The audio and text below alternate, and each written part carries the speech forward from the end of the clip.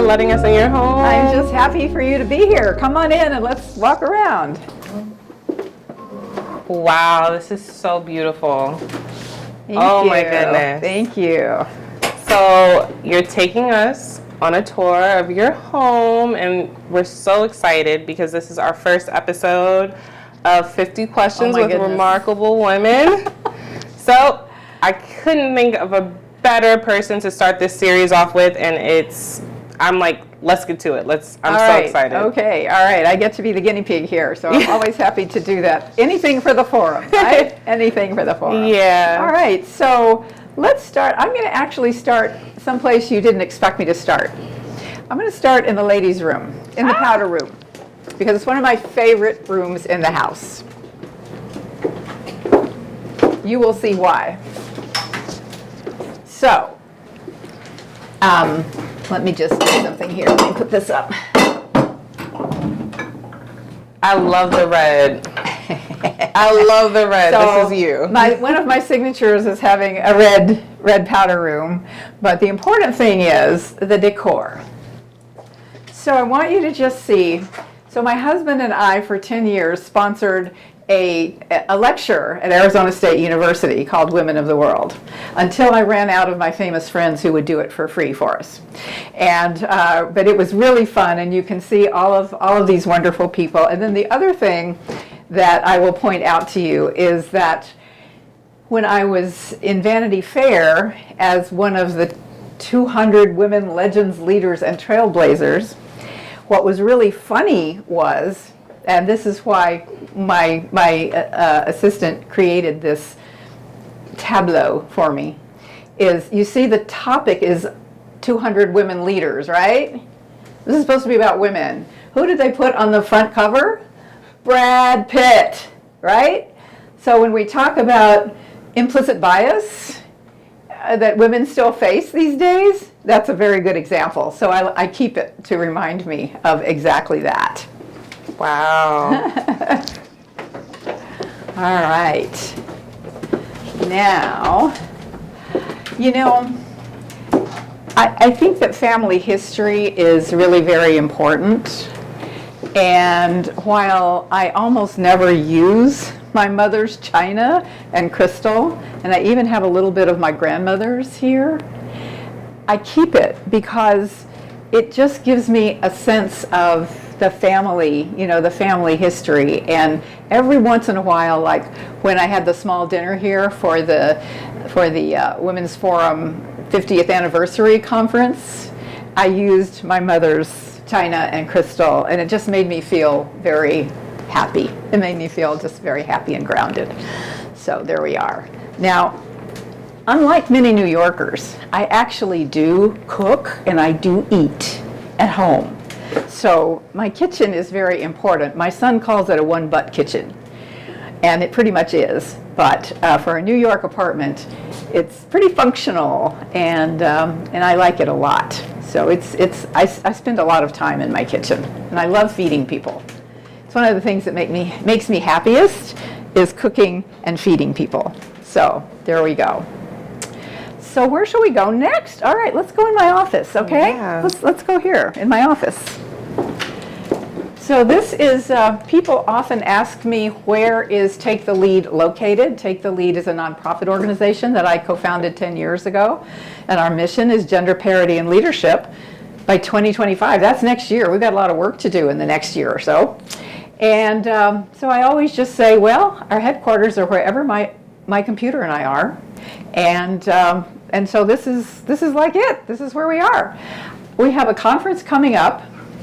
And so I'm collecting Wonder Woman things because Wonder Woman, Linda Carter, is going to be the featured guest at our concert.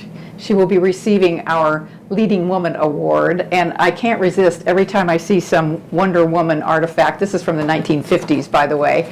I found it in a little store down in my subway tunnel, believe it or not. And so I have a lot of Wonder Woman things now. I keep collecting them. Yeah, see, I have my Wonder Woman Pez, I have my Wonder Woman action figure, and then I have, of course, I have Luke Skywalker, which one of my mentors gave me to use as a book because he was a guy. So he thought I would need a guy. Can you share a bit about your childhood and how it shaped your values and beliefs? Yes, I grew up in small Texas towns. I was born in a town called Temple, and my speech to Jewish audiences is, I'm from Temple where there was no temple because there were very few Jews in town. And then I went to high school in a town that was like the Last Picture Show, the Larry McMurtry book and movie of the same name in West Texas, which was this town called Stamford, actually 90 miles away from Archer City, where the Last Picture Show was actually about. And then I married my high school sweetheart, moved to Odessa, Texas, where I spent the next 20 years. So that was the Friday Night Lights era of my life. You could just go from one sitcom to another, and that would be me. Can we talk about my books? Can we talk about my books up here? Please, okay, please. All right. So I'll just take a moment of privilege here to mention the last 2 books that I've written. I've written 5 books, and these last 2 are really the focus of my work now to get women to parity in power, pay, and positions. No Excuses, 9 Ways Women Can Change How We Think About Power it was a book of research into why women hadn't reached parity. Even though we had opened doors, we had changed laws, we had seen a woman first almost everything, and the data was clear that businesses with more women in their leadership made more money. All of these things were already true. But women didn't seem to know they had that power. So I wrote this book as a way to help women know their power, embrace their power, and have some very specific leadership tools and techniques to implement it. So there was that. And then what I realized after teaching women for 10 years how to know their power and embrace their power, that there's a big question to ask. The power to what? The power to what? How are you going to use that power? So I wrote the book Intentioning Sex, Power, Pandemics, and How Women Will Take the Lead for Everyone's Good, to help women answer that question, get clear on what they want to do, how they can elevate their intentions to the next level. What's a way that any woman can step into her power? If she wanted to try to do that today, what is a way that she can? The first thing is to do a very simple exercise. Just take a sheet of paper and make 3 little circles, and in each one of those circles, document what your particular point of power is. Because we often have a lot more power than we know, and we just live it. We don't think about it. And if you have education, if you have a skill, if you have certain relationships, all of those are different kinds of power.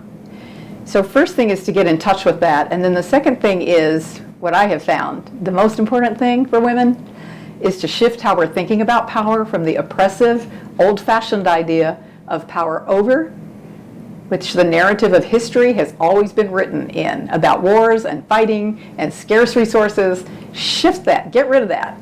It's not even functional these days because this is an economy based on brains, not brawn. So shift it to the power to. The power to make life better for yourself, your family, the world. The power to innovate, to create. The power to make more pies. There is no finite pie. So that's what I suggest that women do. Love it. The one on the right, the framed one, is Women's E-News, 21 Leaders for the 21st Century. Sweet.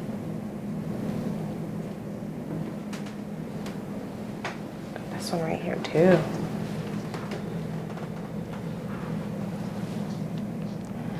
Now, may I show you this framed picture here?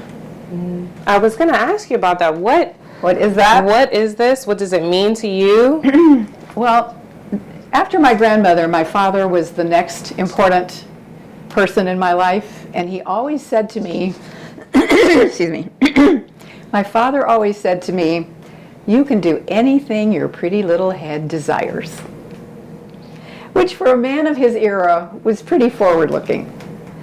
And when he died, I found like 25 copies of this. It is a quote from Teddy Roosevelt.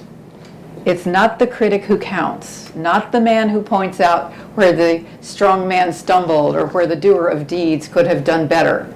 The credit belongs to the man who is actually in the arena, whose face is marred by dust and sweat and blood, who strives valiantly, who errs and comes up short again and again, who knows the great enthusiasms, the great devotions, and finds himself in a worthy cause, who at the best knows in the end the triumphs of high achievement, and who at the worst, if he fails, at least fails while daring greatly.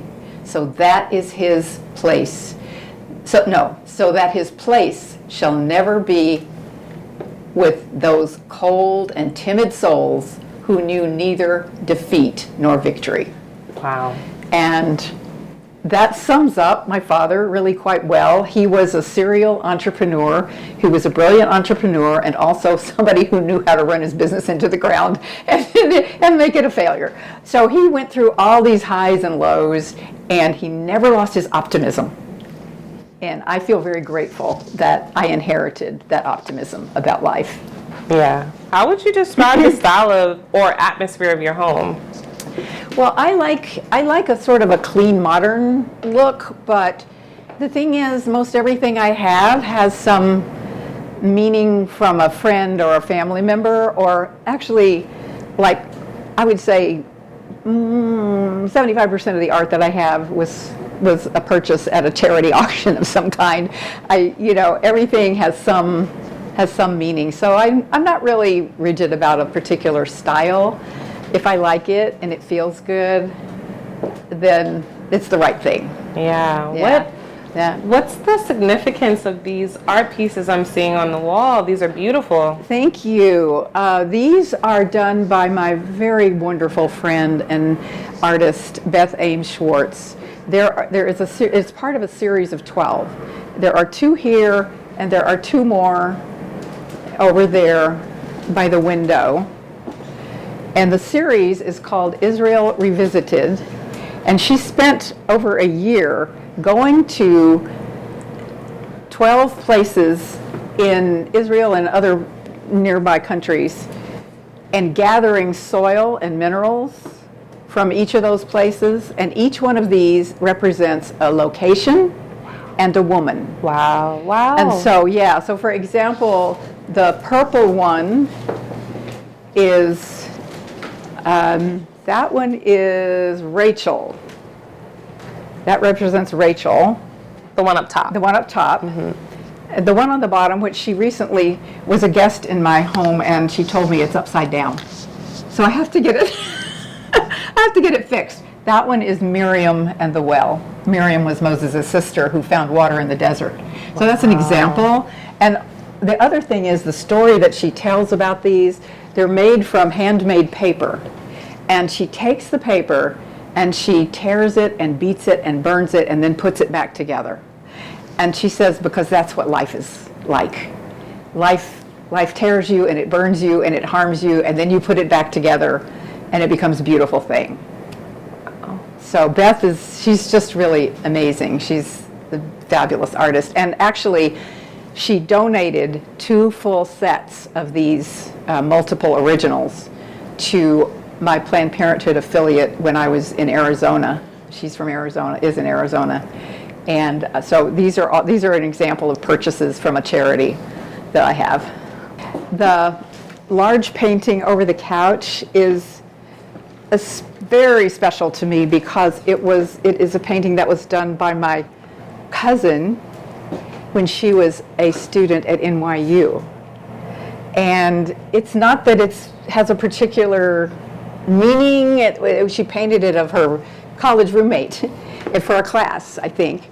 But it's just, I think it is such a beautiful design and colors, and it just speaks to me. So I love that so much. And the fact that she's a very special person to me. She's the next generation. She's my first cousin's daughter. So she calls me auntie because I'm so much older than she is, but she's really my cousin. It's beautiful. And of course, I have to ask you about this beautiful piece right here on the wall. This is wonderful. Yes. This is a great story. This is a great story. So when I was national president of Planned Parenthood, I took a group of donors to Africa to see some of our programs there. So we were in Kenya and Uganda, and we had a reception for many of the local dignitaries one evening, and so there were many speeches. And at the end of the speeches, some of our wonderful volunteers and donors said, wait, we have a special presentation to make. And they gave me this incredible pregnancy mask. It's an antique pregnancy mask it's from Tanzania. And it fits. That's the funny thing, it fits. You know, they made me like put it on, and it fits. It actually fits. Wow, this is beautiful. So, what material is it? I don't know what kind of wood it is, but it's carved. Yeah, right. It is gorgeous. Yeah, it's beautiful. Just fantastic. And if I may, since we're talking about my time at Planned Parenthood, I would like to show you this wonderful little sculpture that was made by another Arizona artist. Named, I'm going to forget her name. I have to look at because I put it down here so I wouldn't forget. Oh yes. So this sculpture was made by an Arizona artist, Helen Blair Crosby, and she mostly did sculptures like this of individuals, but she created this specifically for us to show the family unit and the love of the parents for the child. And it's just so symbolic of the mission of Planned Parenthood. And she created it for us for a special award which we gave to people who had done wonderful work for the organization many times over the years. And so I'm just very fortunate to be able to have one of these that she cast. So what is your favorite room or space in your home, and why? My favorite space, I actually have two of them. Okay. I really like sitting at this table. And if I normally might not have a tablecloth on it because it's beautiful Italian wood, and it's very delicate. So I end up keeping things on top of it to protect the wood. But I know the wood is under there. Yeah. I know it's beautiful. And so I love just being at this table, looking out the window. You know, so I love having people around this table. I love, as I said, cooking and feeding people. So I will confess, I do have relatives and friends in this city who kind of wait to see, okay, are you doing Thanksgiving this year? What's your favorite dish to cook? My favorite dish for Thanksgiving? Or anytime. What's your favorite dish? Okay, so the things I love to cook especially are I order 10 pounds at a time of New Mexico green chilies, and I make green chili stew, and I can serve that to like 20 people at a time. So that, I love doing things like that. Thanksgiving, being from the South, of course, I have to have cornbread stuffing. Nice. Cornbread dressing, excuse me, let me be precise. It does not go inside the bird. It gets cooked outside of the bird, but it's made with cornbread. Yes. And favorite book? Favorite book on? God. I can't begin to tell you a favorite book. There's no favorite book. There's no favorite book. Every book is a favorite book. There are so many. Of course, this one, I think, given what's going on in the world right now, this one is particularly special. It's by Bread Alone, and I keep it out because I love showing it to people. A friend of mine who recently passed away is the photographer who did all of the photos in this book, and it's beautiful pictures of Jordan, Israel, and all around the Middle East. And it was at a moment when it seemed that peace might be possible. And she was actually, she's an Israeli, like a fifth generation Israeli. And she was invited to present this book to the parliament in Jordan, which was a remarkable thing. So I keep this book to remind myself peace is possible. Nice, that's beautiful. Yeah. have to show you. Why do I have stuffed animals in the living room? Why do I have little plastic dinosaurs in the living room? Yeah. So my late husband was a tour. I'll tell you the dinosaurs first. My late husband was a tour guide at the Museum of Natural History for 22 years, and a fossil explainer. And so he stood at the dinosaurs every day when he would go to work and explain about the dinosaurs. So that's why we have the dinosaurs. He always gave people these little plastic dinosaurs. He left me with like 1,000 of these little plastic dinosaurs, and I have been giving them to all of the people he knew, and all of the people who loved him, and all of the people that I know who went on his tours. So, love these little plastic dinosaurs, which normally would not be in a living room, right? But he also loved singing animals. He loved being funny. He loved fun. And he particularly loved this one. I'm going to see if it's still working. Hello, darling. Don't break my heart. I hate you break your heart. I just don't think it understand. Cause if you break my heart, My achy breaky heart. it's just mine. Never love again. So I have not kept all of them. I mean, literally, I thought I don't really want my entire bookshelf in the living room to be filled with these little stuffed animals, but I kept a few of them to keep his memory alive in this room. Incredibly sweet. Yeah. That's beautiful. Yeah. My eyes are also drawn to all of the tea kettles, the teapots that you have Yes. collected. It's very beautiful. I'm in love with them. I love the one that looks like a seashell. I love this red and black one over Isn't here that cool? too. So Yeah. cool. Wow. What? Yeah. Why the teapots? Why the teapots?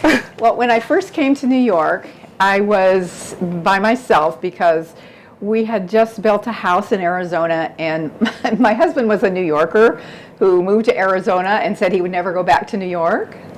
And so when I took a job in New York, which he wanted me to take, he really was supportive of it, but he didn't want to move back to New York full time. So I had this little apartment, and I had no furniture. I had nothing. I didn't bring anything with me but a little coffee pot and, just a couple of very small household items. And so I particularly always like art that is craft, really, that is useful. So it's beautiful and useful. And teapots are beautiful and useful. And so I started buying teapots. I would go around to different flea markets and things on Saturdays, and I would just pick up another teapot. And so then people started giving me teapots. And so now I have so many teapots, and I love them all. So I keep them all. I'm in the process of I'm sort of in the process of clearing things out and giving myself more space. So this room hasn't been redone, but I have moved some things out so that I have this more of a feeling of I have spaciousness. Mm-hmm. And I actually picked up what I call my tiny gym before you came, because I have I've spread out my mat, and I have my weights, and I have my squishy ball that I just gave to Nadine, and I have things, all these things that I use. So I do a lot of exercise here in my apartment, although I'm very fortunate to live in a building that also has a gym and some exercise programs, but I exercise a lot here at home. So you're missing my tiny gym. And I love your bed frame. Is there any kind of this bed? Because it's so abstract. Yes. I love Yes. this. My Yes. eyes, to me, Yes. it stands. It's beautiful. It stands out. Can you tell me about it? Yes, this is another thing that when I first came to New York, and of course I had to furnish this little apartment that I had, and I was wandering around Soho and all the kind of interesting furniture stores, and I come upon this bed, and I'm like, I have to have this bed. I have to have this bed. Now, do you see the little nest there? Yeah, yes. And so it's like the love nest. I love it. I lost it. It had little wren eggs in it. Oh my gosh. Somehow those have gotten lost in the moves. But But it's just kind of a whimsical thing, and I like whimsy. Yes. I like whimsy. I like things that make you smile, things that give you a little lift of spirit. I mean, we're too serious most of the time. We're just really too serious. So, yeah. Yes, I love it. Yeah. I love it. And if I were to say one favorite spot in the whole apartment, it would be this bed. Yes. I'm just like, Yeah. you know, all Yeah. these pillows. I would love to know more about this series of photos My right four here. boys? Yes. Okay, you want to know my best Thanksgiving ever? My best Thanksgiving ever was having all of my children, all my 3 biological children, and their children here for Thanksgiving. All in the same apartment. We're a little cozy, but my next door neighbor let us use her apartment too because she was gone. It was freezing that year. It was freezing. We went to the balloon blow up around the Museum of Natural History, and then we went to the Thanksgiving Day Parade. So we did all the New York things, and the boys who come from warm climates, this was their first experience with being really cold. And so these for some of them, they'd never seen snow before. So these were my 4 grandsons when they were maybe 7, 8, 9, 10. They're little stair steps. Too cute. Yeah. Too cute. Now they're grown-up men, and they 2 of them are married, and I even got to officiate at one of the weddings, and Wow. one of them has a baby. So I have a great-granddaughter. So that's my life. goodness. Yeah. How do you see the connection between personal space and social change?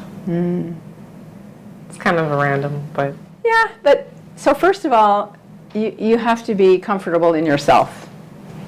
And you have to have a space that makes you happy and where you do feel at peace. Because it's very difficult to give all that you have to give when you are working for social justice and when you are an activist.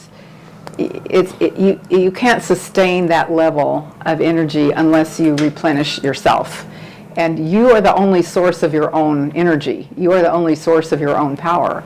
So you have to do that for yourself. And as women,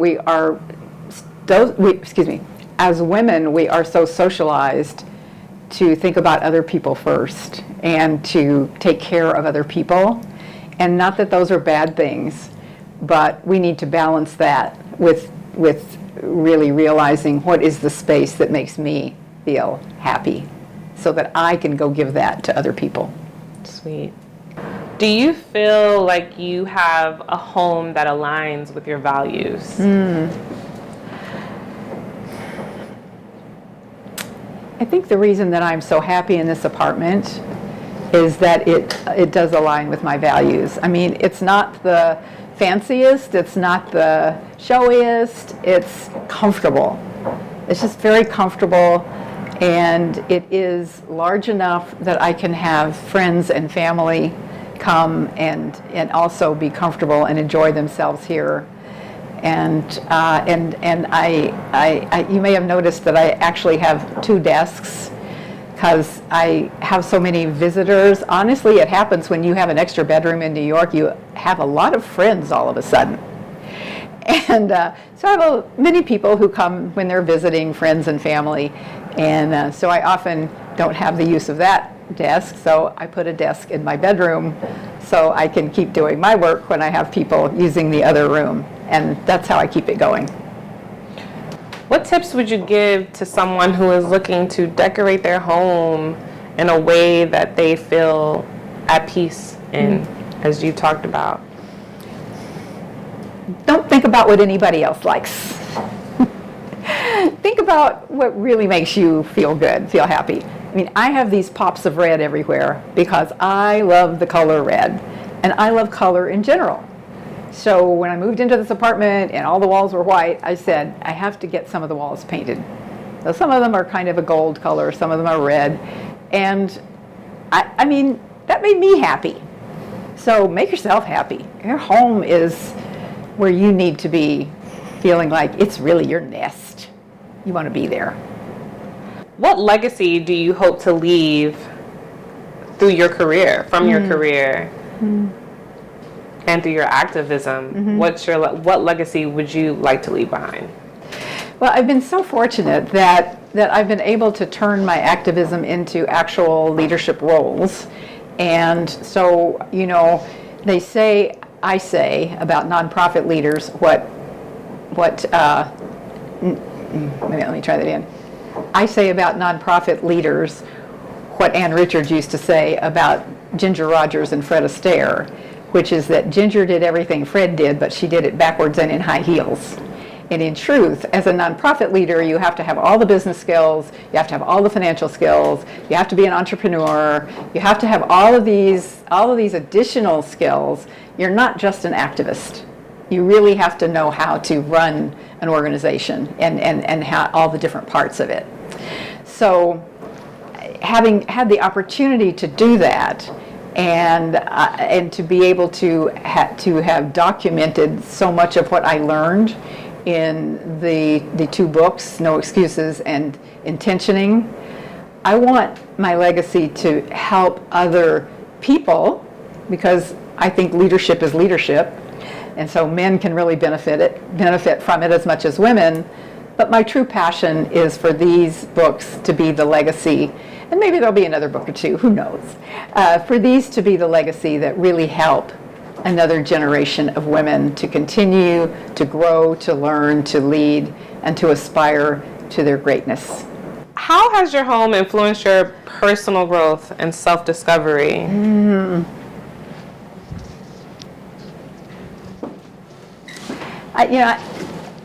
I usually say I'm not very creative, and in the artistic way, I'm not creative. I was so bad playing the piano that my piano teacher asked my parents if I could quit. I didn't do well in art in school, and so those kinds of, I kind of got thinking of myself as not being very creative.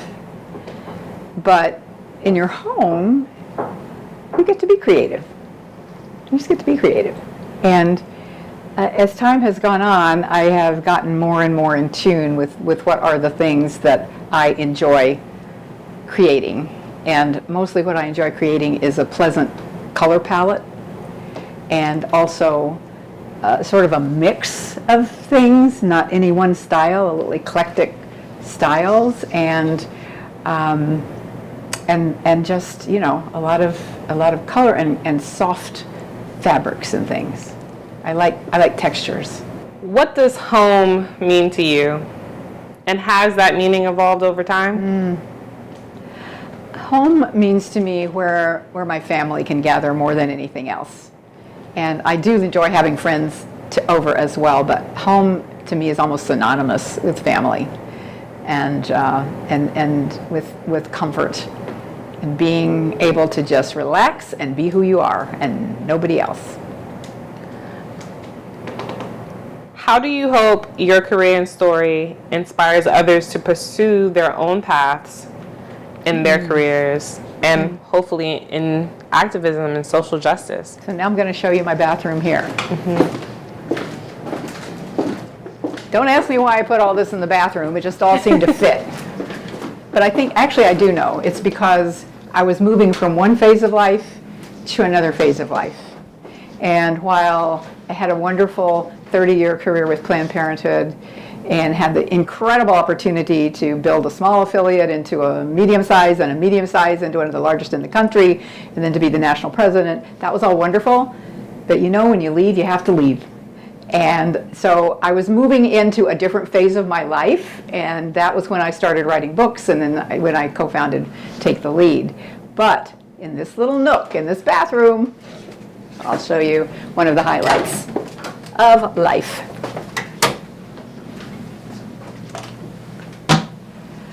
Ta-da!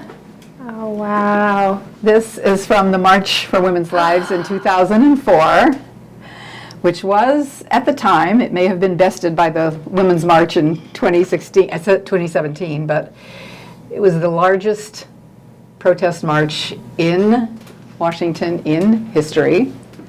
And being able to be a leader for that march and elevate the whole issue of women's rights and reproductive freedom was definitely a highlight of my life. Wow.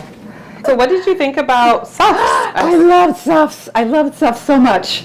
I loved it. I've seen it twice, and I will see it again, I'm sure. I loved it because I often write and speak about the suffrage movement and the 3 mistakes that the suffrage movement made. And as somebody who has been leading movements and building movements for most of my life, I think it's important to learn from those lessons. And the suffrage, and what I like about SUFs is that they don't sugarcoat, and they really tell all of the story. And so you learn from it what those mistakes were. The mistakes were pushing the women of color out. The mistake was narrowing the agenda from a full out, there was a whole, I mean, they were talking about childcare and safe working conditions and health care in the late 1800s and the early 1900s, but by the time the leader of the movement actually was at the point where it got put into the Constitution, they had narrowed the agenda to, well, let mother vote, which is the lead song, and it won't matter if you give women the vote because they'll just vote like their husbands anyway. And so they narrowed their agenda. And that was really the death knell of the activist base, the progressive activist base of the suffrage movement. And that led to the 3rd mistake, which was that mostly they thought, okay, now we got the right to vote, we've done it. But Alice Paul, one of the suffragists, knew that getting the right to vote was just the beginning. It matters what you do with your vote. And it matters that you always have a forward-looking agenda to keep people organized and energized. So that's when she wrote the Equal Rights Amendment in 1923. And it's 101 years. It's about time that we actually put it into the Constitution. And I think we're going to put it over the top this year. Nice. Thank you so much for coming, Nadja, and for giving me this chance. I have seen my home now through a whole different set of eyes, and it's been so much fun. Thank you. Thank you.